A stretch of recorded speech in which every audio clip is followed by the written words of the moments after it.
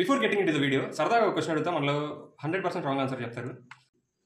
Gravitational ఫోర్స్ని కనిపెట్టింది ఎవరు? Comment చేసావా? సో మనలో 90% ఇచ్చే answer sir Isaac Newton. It's absolute wrong answer. ఈ వీడియో చివరి వరకు చూడు, నీకు అర్థమైతే. 1687లో సర్ ఐజక్ న్యూటన్ గ్రావిటేషనల్ ఫోర్స్ని కనుక్కున్నారు. అది ఇంటర్నెట్లో అన్ని చోట్ల వచ్చే ఆన్సర్. కానీ 6th సెంచరీలో వరాహమిహిర తను రాసిన పంచ సిద్ధాంత అనే బుక్లో ఈ గ్రావిటేషనల్ ఫోర్స్ గురించి ఆల్రెడీ మాట్లాడాడు.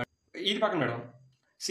తులసీదాస 16th సెంచరీలో ఆయన రాసిన హనుమాన్ చాలీసాలో ఎర్త్ టు సన్ డిస్టెన్స్ వచ్చేసి ఆల్మోస్ట్ 153.6 మిలియన్ కిలోమీటర్స్ అని చెప్పి రాశారు. తర్వాత 17th సెంచరీలో జీన్ డామినిక్ క్యాసినే అనే ఒక సైంటిస్ట్ సైంటిఫికల్గా కనుక్కుంటే ఆల్మోస్ట్ ఈక్వల్ వచ్చింది.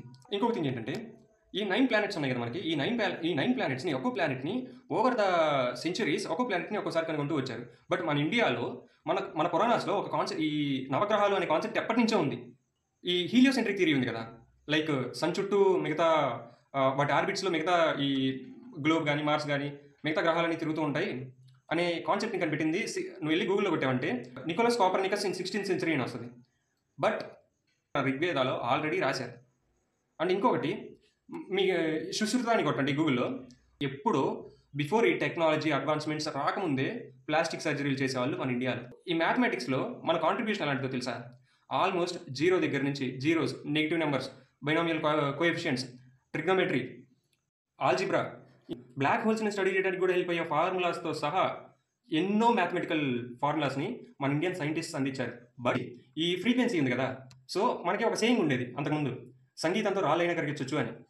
ఈ ఫ్రీక్వెన్సీ ఇప్పుడు సైంటిఫికల్గా ప్రూవ్ అయిన థింగ్ ఏంటంటే, ఒక్కొక్క ఫ్రీక్వెన్సీ మనం ఒక్కోలా వాడి ఒక్కొక్క టైప్ డిసీజ్ని క్యూర్ చేయొచ్చు. సో ఈ కాన్సెప్ట్ మనకి ఎప్పుడో ఉండేది. అండ్ ఇప్పుడు వచ్చిన వాయిస్ రికగ్నైజేషన్, కరెక్ట్గా ఫ్రీక్వెన్సీస్ మ్యాచ్ చేసి ఇట్లా లాక్స్ కనుక్కోవడం, మన ఫోన్స్ కావచ్చు, ల్యాప్టాప్స్ కావచ్చు, ఈ టెక్నాలజీ ఏదైతే ఉందో ఆల్రెడీ మనం నాగబంధనం అనే కాన్సెప్ట్తో ఎప్పుడో చేసేవాళ్ళం. సో ఈ ప్రపంచానికి మ్యాథ్స్ని పరిచయం చేసింది మనమే, మర్మకళను పరిచయం చేసింది మనమే, ఈ మెడికల్ ఎక్సలెన్స్ని పరిచయం చేసింది మనమే, science, technology, astrology, astronomy, what not. So ప్రపంచానికి ఇంత చేసిన మనం ఎక్కడ ఫెయిల్ అయ్యాం? ఈ టెక్నాలజీ పెరిగేటప్పుడు ఈ కాన్సెప్ట్ వచ్చింది. ఏ సైన్స్ కనుక్కున్నా సరే పేపర్స్ మీద రాసి ప్రజెంట్ చేయడం, అండ్ దాన్ని డాక్యుమెంట్ చేయడం, దాన్ని మానిటైజ్ చేయడం. అప్పుడు మనం అంత అడ్వాన్స్డ్గా లేము, మనం దీన్ని మానిటైజ్ చేసుకోవడంలో ఫెయిల్ అయ్యాం. మన సైన్స్కి సైంటిస్టులు వేరే వాళ్ళ నేమ్స్ వస్తాయి.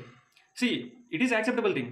ఎవరైతే థియరిటికల్గా రాసి డాక్యుమెంట్ చేసి ప్రజెంట్ చేశారో ప్రజెంట్ ఉన్న పారామీటర్స్ ప్రకారం okay, it is acceptable. But కనీసం అక్నాలెడ్జ్మెంట్, ఒక సైన్స్కి సైంటిస్ట్ ఏనా అని చెప్పిన తర్వాత అట్లీస్ట్ దీని గురించి ఆల్రెడీ ఒక చిన్న సెంటెన్స్ లేదా ఆల్రెడీ ఒక క్లూ అనేది ఈ బుక్లో ఉంది బై దిస్ ఇండియన్ సైంటిస్ట్ అని చెప్పి ఒక చిన్న అక్నాలెడ్జ్మెంట్. సో దీని మీద నీ టేక్ ఏంటో కామెంట్ చేయి.